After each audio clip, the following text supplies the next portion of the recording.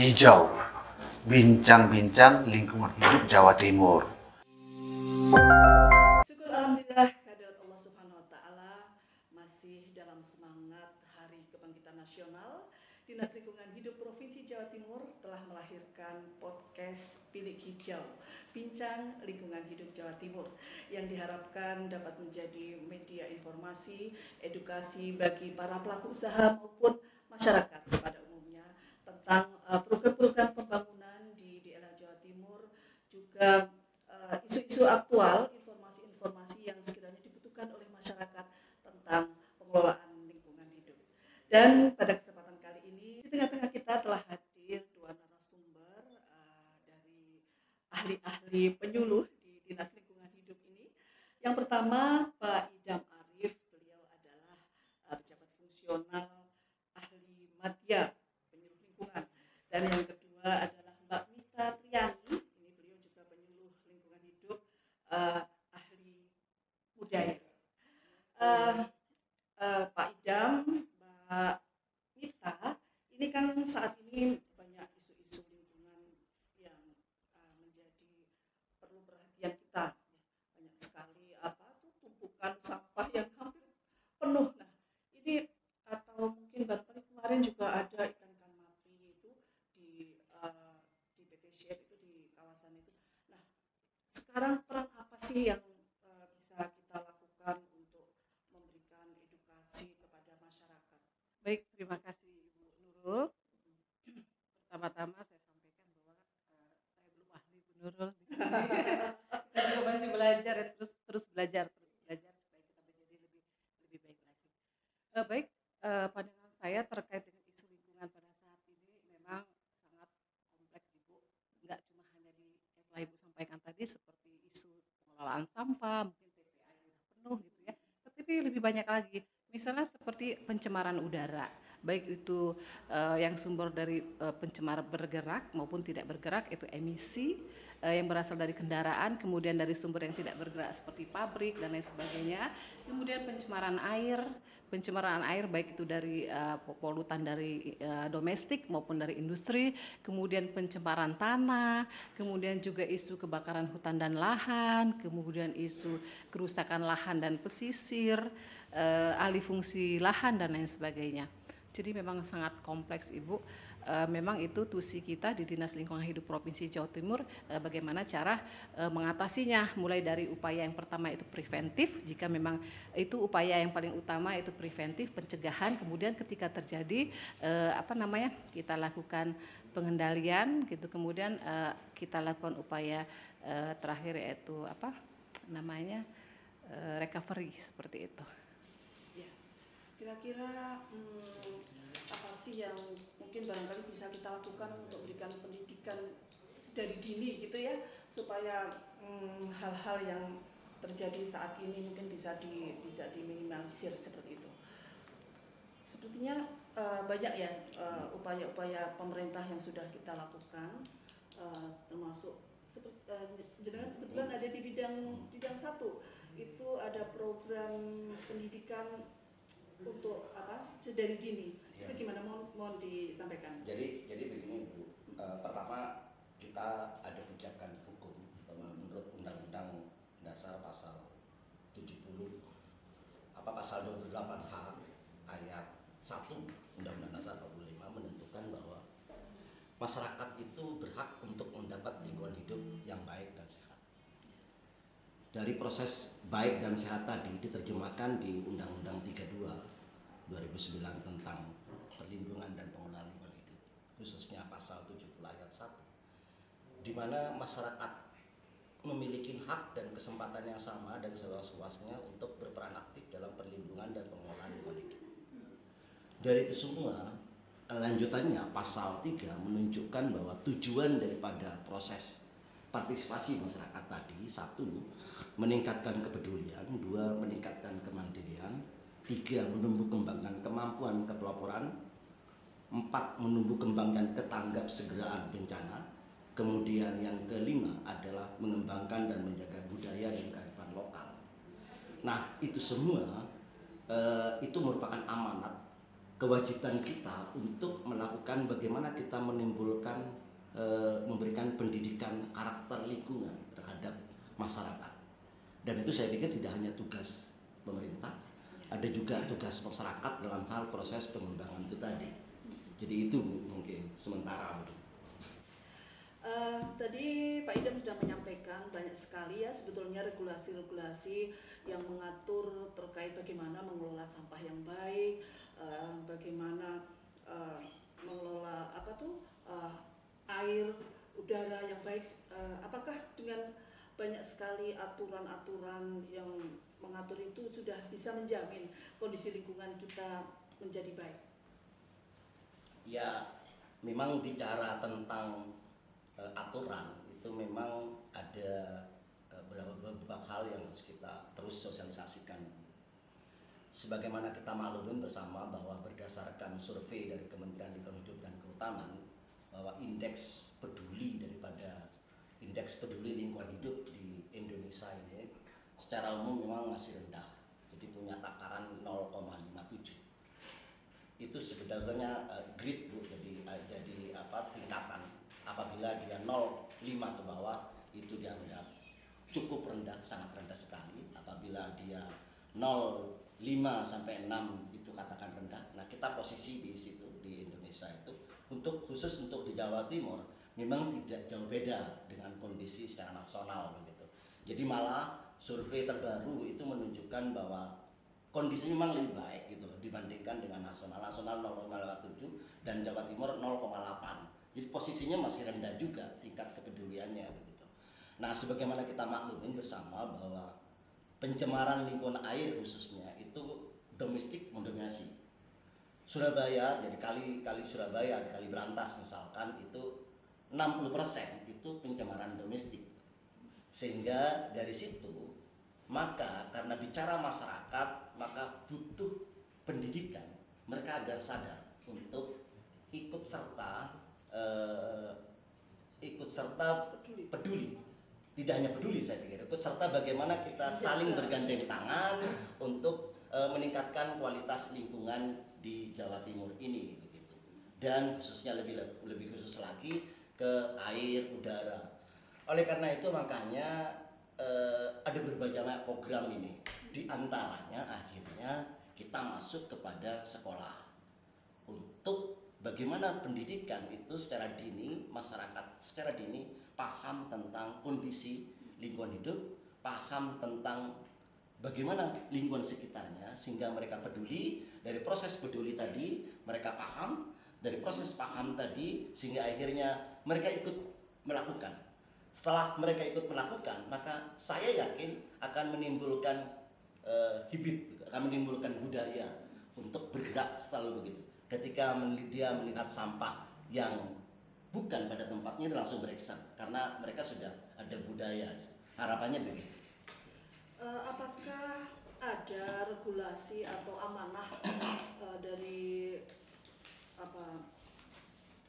undang-undang atau apa yang mengamanahkan bahwa masyarakat diperlukan pendidikan semacam itu, pendidikan untuk bagaimana mengelola lingkungan yang baik? Siapa nih Mbak Ita? Boleh. Baik Bu, betul. Jadi memang ada regulasi gitu ya yang mengamanatkan bahwa adanya keterlibatan masyarakat dan peran pemerintah di sini itu ada diamanatkan di Undang-Undang Dasar kita tahun 1945 itu di pasal 28H yang menyatakan bahwa setiap individu itu berhak mendapat lingkungan hidup yang baik dan sehat. Dan itu jelas merupakan hak azazi setiap manusia seperti itu ya. Kemudian yang kedua juga ada di Undang-Undang Nomor 32 tahun 2009 tentang pengelolaan dan perlindungan lingkungan hidup. Itu ada di pasal 65 itu ayat 1 yang menyatakan sama juga bahwa setiap individu itu berhak mendapat lingkungan hidup yang baik dan sehat. Terus kemudian didukung juga dengan pasal 63 pasal 63 ayat 1 itu huruf B bahwa peran pemerintah di sini adalah memberikan pendidikan, pelatihan, pendampingan dan memberikan penghargaan. Jadi seperti itu Ibu. Jadi berarti masyarakat itu berhak yang mendapatkan pendidikan tentang bagaimana mengelola lingkungan dengan baik gitu ya. Betul Dengan sekali. media apapun. Dengan media apapun. Ya diantaranya seperti ini atau mungkin barangkali ada yang lebih spesifik gitu melalui apa? Baik, Iya. Bu Nurul. Jadi kalau kita bicara dengan sekolahan, maka kita ada program yang namanya disebut dengan program Adiwiyata. Program Adiwiyata tadi merupakan program gerakan peduli dan budaya lingkungan hidup di sekolah. Itu kalau di sekolah. Itu dilalui dari tingkat dasar, jadi SD, madrasah ibtidaiyah, kemudian SMP atau MTSN, kemudian SMA atau MAN, madrasah aliyah. Kemudian ada juga program kalau di kota itu sampai menginjak kepada Piku kampus perguruan tinggi. Itu tingkatannya mulai dari SD sampai dengan perguruan tinggi. Dan untuk masyarakat itu kita mengenal di kampung-kampung. Kampung-kampung DLK menggagas kampung bersih, sehat dan lestari atau berseri gitu. Kemudian kalau di pesantren kita tahu Eko pesantren. Jadi pesantren yang ramah lingkungan.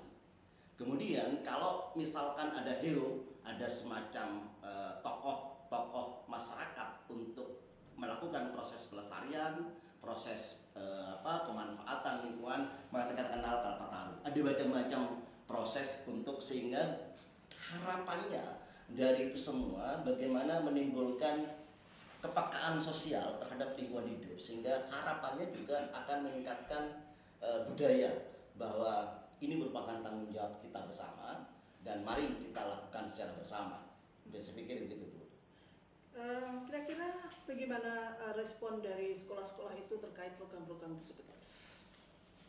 Dengan Adiwiyata gitu, apakah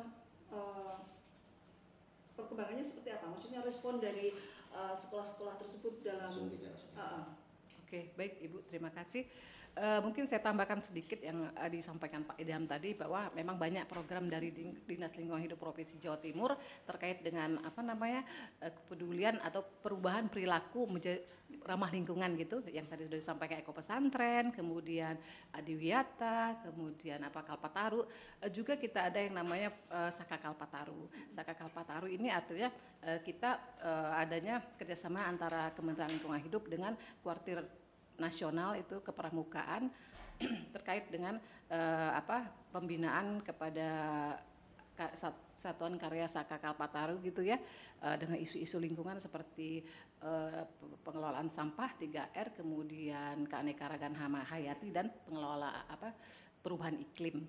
Oke, baik. Kemudian satu lagi juga ada komunitas peduli lingkungan. Jadi kita juga melakukan pembinaan, pendampingan kepada komunitas peduli lingkungan, yaitu tadi untuk lebih aktif. Ayo menjaga lingkungan menjadi lebih baik lagi. Ya. Iya, betul sekali. Menjaga lingkungan kita tidak bisa sendiri, Bu. Jadi ada peran pemerintah, ada 5 pentahelik di sini ya. Yang pertama kita peran pemerintah, kemudian masyarakat juga, kemudian media juga, praktisi juga, dan akademisi seperti itu. Ya.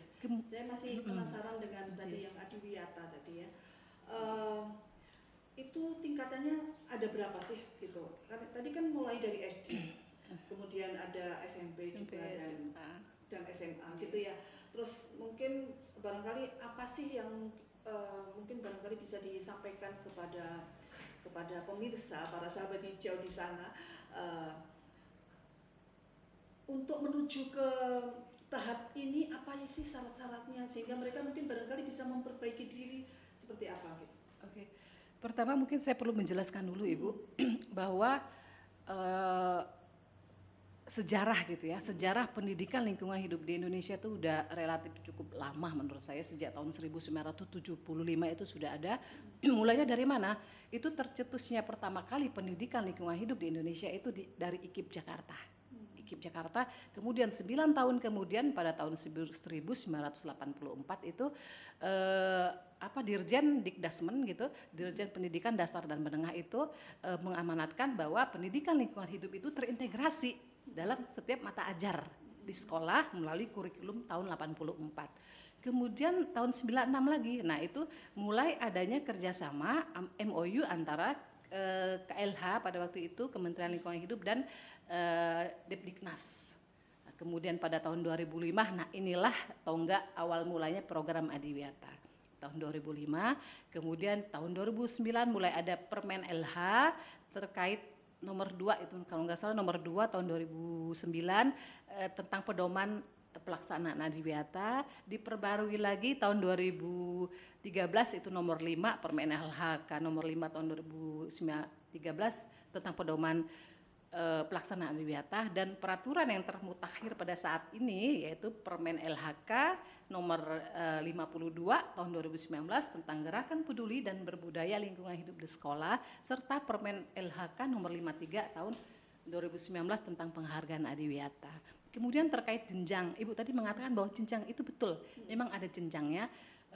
Pelaksana adiwiyata itu yang pertama dia SD sederajat, SD sederajat, kemudian SMP sederajat, SMA sederajat, itu pelaksana adiwiyata baik itu swasta maupun negeri. Kemudian jenjang yang pertama, jenjang paling bawah yaitu sekolah adiwiyata kabupaten atau kota. Itu berjenjang level, ada kriteria, standar dan komponen yang harus dilalui untuk naik jenjang berikutnya, yaitu sekolah adiwiyata provinsi.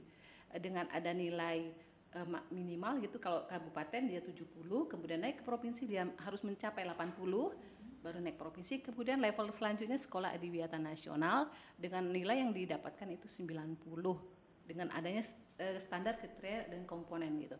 Kemudian yang terakhir itu sekolah adiwiyata mandiri. Sekolah adiwiyata mandiri itu nilai yang harus dicapai itu 95, ada komponen kriteria dan standar yang harus dipenuhi, dan dia keistimewaannya atau kelebihannya dia harus mempunyai 2 sekolah minimal yang menjadi sekolah binaan mereka, sekolah imbas mereka. Seperti itu, Ibu. Tadi Pak Ida menambahkan informasi apa yang sekiranya bisa bermanfaat buat sekolah-sekolah adiwiyata, apa yang tadi disampaikan oleh Mbak Mita tadi, sehingga mereka dengan melihat bincang-bincang kita ini bisa menjadi, oh ternyata sekolahku itu kurang begini, dia bisa mengevaluasi diri, kenapa sih aku kok nggak bisa, oh ternyata ini. Jadi mungkin barangkali apa sih rata-rata kendala yang ditemui di lapangan saat penilaian gitu, sehingga mereka itu belum layak untuk naik ke strata di atasnya. Oh ternyata ini yang harus diperbaiki, ini yang harus diperbaiki gitu, sehingga nanti mereka yang melihat kita ini bisa mengevaluasi diri. Baik, terima kasih Bu Nurul. Pertama, hal yang menarik pada saat kita jalan-jalan bagaimana beradiwiyata, ternyata di dalam proses sekolah adiwiyata tadi itu banyak ditemui teknologi tepat guna. Jadi bagaimana mereka mengelola sampah yang secara sederhana, kreativitas anak muncul dari situ, kemudian dari situ di sekolah adiwiyata muncul tarian-tarian yang selama ini mungkin yang selama ini alat atau bahan yang dipakai tidak ramah lingkungan menjadi ramah lingkungan. Kemudian kreativitas paduan suaranya, kreativitas nyanyi-nyanyinya, kemudian bagaimana kreativitas serbu sampah, misal ada sampah kemudian diserbu oleh anak-anak, itu yang menarik di proses adiwiyata. Dapat nilai tambah ya kreativitas itu. Sehingga dari hasil tadi kita bisa melihat bahwa ketika kita sudah beradiwiyata, maka timbul suatu proses kepedulian. Kepedulian tadi bisa kita lihat perilaku hidup yang bersih dan sehat.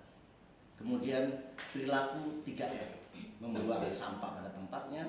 Kemudian ada kegiatan penanaman dan peduli pada tumbuhan yang berada di sekitarnya. Kita mengenal pohon asuh. Jadi satu anak atau satu warga sekolah, satu tumbuhan. Dan kita mengenal, karena itu menjadi tanggung jawab anak, sehingga karena setiap pohon yang dihasilkan akan menimbulkan oksigen. Oksigen otomatis akan ada amal jariah kalau pesan dari Ibu Gubernur seperti itu. Jadi sedekah oksigen katanya Ibu Gubernur gitu. Nah dari situ semuanya sehingga akhirnya sudah barang pasti sekolah akan lebih indah, lebih sejuk, lebih menyenangkan, dan banyak ditemuin Bu. Jadi mereka tidak mau pulang-pulang ke sekolah karena sekolahnya sudah merasa enak, mereka tinggalin nyaman, kemudian tidak perlu AC, duduk angin sepoi-sepoi, banyak kasibu-kasibunya, banyak kemudian burung datang semua. itulah suasana sekolah adiwiyata. Namun itu semua masih banyak kendalanya, Bu. Kendalanya adalah menganggap bahwa sekolah adiwiyata itu mahal. Padahal sekolah adiwiyata tidak mahal Nah, sebenarnya. itu perlu dicatat itu Nah. ya bagi para pemirsa dan sekolah-sekolah adiwiyata gitu. Jadi sekolah adiwiyata sebetulnya tidak mahal. Sekolah adiwiyata tergantung daripada proses kreativitas guru. Karena dalam rangka menyambut kurikulum merdeka tadi itu benang merahnya pas. Benang kurikulum merdeka ini kan proyek. Bagaimana setiap guru dituntut untuk menciptakan proyek-proyek perubahan. Nah, adiwiyata sudah menyambut itu begitu, sehingga sangat pas sekali apabila program adiwiyata disambut oleh para guru, oleh para sivitas pendidikan baik di SD, SMP maupun SMA. Karena dengan beradiwiyata yakinlah bahwa semuanya itu akan dilalui dengan proses kesederhanaan, butuh kreativitas dan inovasi daripada guru. Saya pikir itu, Bu. Iya, barangkali Mbak Mita mau nambahkan? Baik. Ya, semoga ini menjadi informasi penting buat pemirsa di sana. Baik, saya menambahkan sedikit. Memang ketika saya ditanya gitu Bu ya, misalnya ada diskusi gitu dengan Kementerian Keagamaan atau di Dinas Provinsi, kadang mereka malah ngomong, Bu, bukannya adiwiyata itu mahal ya Bu ya? Kami kadang itu yang jadi kendala, mahal. Saya bilang mahal itu enggak ya, tapi yang namanya kegiatan pasti mengeluarkan biaya. Saya bilang seperti itu, tapi ya tidak mahal juga. Kenapa? Karena ketika kita ingin, misalnya sarpras persampahan, kotak sampah, ya dibilang mahal kalau kita beli sampah, kotak sampah yang baru, yang bagus, yang besar, itu seperti itu bilang mahal. Tapi kan kreativitasnya tadi Pak Idam sudah mengatakan bahwa misalnya kita bisa juga mengupayakan atau memakai seperti apa sih namanya? Tong bekas cat gitu, dijadiin kotak sampah, dicat sedemikian rupa, dikasih label sampah organik, sampah anorganik. Itu kan tidak mahal seperti itu. Kemudian ketika pembibitan atau penanaman pohon, misalnya kita kan nggak perlu beli pohon-pohon yang mahal gitu atau yang susah hidup. Kita bisa melakukan setek segala macam dan pohon-pohon yang gampang tumbuh, yang sifatnya konservatif atau tanaman bawah bisa. Atau ketika kita mau menanam tanaman pakai apa ya, vertical garden, nggak perlu yang mahal atau yang baru seperti itu, nggak perlu. Tapi kita bisa juga memanfaatkan misalnya seperti bekas gelas minuman seperti itu dijadikan tempat pembibitan, dijadikan juga pot gantung vertical garden dan seperti itu. Jadi memang itu tergantung kreativitas kita ya, karena itu juga di situ dilihat ada aspeknya, ada aspek 3R di situ, pemanfaatan kembali yaitu reuse di sana. Seperti itu Ibu. Terima kasih Pak Ida, Mbak Mita yang telah memberikan materi yang insya Allah sangat berguna buat para pemirsa dan sahabat hijau pemirsa. Baik, sebelum untuk tayangan perdana ini kita akhiri, barangkali ada closing statement dari dua narasumber kita. Monggo Pak Idam. Baik, sebetulnya beradiwiyata itu memang harus KIS. KIS itu apa? KIS, kreativitas, inovasi, Kirain KIS dan cium. sederhana. Oh iya. Jadi mari kita tonjolkan kreativitas, dari kreativitas memunculkan inovasi, dan jangan lupa sederhana. Tidak perlu kita terlalu wah, yang penting kesederhanaan tadi. Dari sederhana kita munculkan nilai, dari nilai mesti ada hikmah di balik itu. Saya pikir itu. Terima kasih. Iya, sederhana dan tidak mahal. Ada lagi? Mbak, monggo. Iya baik, KIS yang menarik sekali Pak Idam, KIS ya. Jadi kalau pesan saya gini sih, bahwa adiwiyata itu bukan merupakan lomba seperti itu, karena banyak anggapan dari pihak Bapak Ibu guru maupun warga sekolah itu lomba adiwiyata tuh ada jurinya datang tuh juri, enggak seperti itu. Bahwa lomba adiwiyata itu merupakan suatu penghargaan. Penghargaan kepada siapa? Penghargaan kepada sekolah yang telah berhasil melakukan gerakan peduli dan berbudaya lingkungan hidup di sekolah. Seperti tujuan GPBLHS itu apa? Untuk mengubah perilaku seluruh warga sekolah untuk lebih ramah terhadap lingkungan dan juga meningkatkan kualitas lingkungan hidup baik itu di dalam sekolah maupun di luar sekolah. Jadi sebagai apresiasi kita akan upaya Betul sekali. sekolah Iya. gitu ya. Iya, jadi mau ada atau tidak ada adiwiyata ini, kegiatan itu tetap harus dilakukan Ibu. Misalnya kayak buang sampah gitu kan, nggak beradiwiyata pun memang kewajiban kita buang sampah pada tempatnya. Kalau mau hijau, rindang, asri dan sejuk ya kita menanam pohon lah, seperti itu kan. Kita juga di Islam juga, misal kebersihan, kita di agama Islam juga itu tadi, misalnya kebersihan merupakan sebagian dari iman, itu memang sudah harus dilakukan dalam kehidupan kita sehari-hari, seperti itu. Ya itu tadi, mau ada penghargaan adiwiyata atau tidak, itu harus dilakukan. Kita terus semangat untuk menjaga bumi kita. Betul sekali. Baik, para pemirsa, para sahabat hijau, saya kira untuk tayangan perdana kita akhiri sampai di sini. Sekali lagi saya ingatkan untuk like, komen, dan subscribe di channel YouTube DLH Jatim.